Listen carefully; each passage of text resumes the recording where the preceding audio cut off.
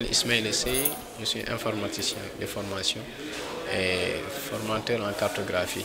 Je suis aussi agent au niveau de la commune de Grand Dakar dans le service technique. Donc, je suis le responsable informatique et le responsable chargé des dossiers urbanisme. Donc, la commune de Grand Dakar est la première commune dans le monde qui utilise les données OpenStreetMap.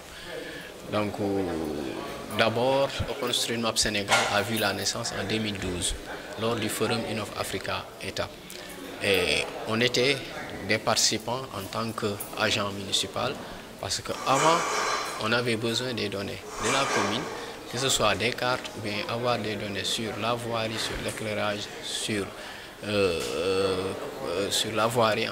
Mais malheureusement, ces données-là n'étaient pas disponibles. Mais après la forum, on a participé au forum Innov Africa, autant pour moi. Et à la sortie du forum, on a commencé à cartographier notre commune, thème par thème. Donc on a cartographié tout ce qui est l'adressage des rues. On a fait la cartographie des structures sanitaires, la cartographie des structures scolaires, des établissements scolaires, des structures privées, que ce soit publiques.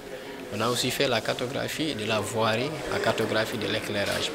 Et au moment où je vous parle, actuellement à la mairie, on dispose d'une importante donnée de cartographie qu'on a fait par nous-mêmes. Bon, on a l'habitude de dire qu'une carte n'est jamais exhaustive, mais presque à la commune de Grand Dakar, on a une carte presque exhaustive parce que la cartographie, ça se fait par thème et on l'a suivi. On a fait thème par thème pour arriver à un tel résultat.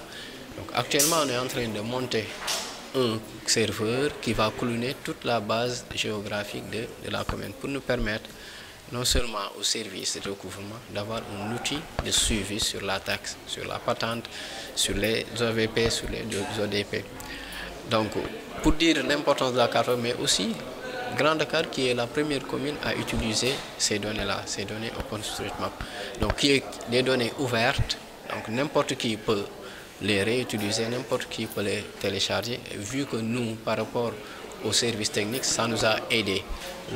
Quand on faisait l'élaboration du PDC, de faire d'abord le relevé bâti et après de faire une cartographie du bâti. Quand on parle du relevé bâti, quand je parle de relevé bâti, c'est l'état du bâti, les bâtiments qui sont en bon état, en mauvais état, qui sont en ruine, et ça nous a même permis de faire une suivi par rapport aux maisons qui sont en ruine.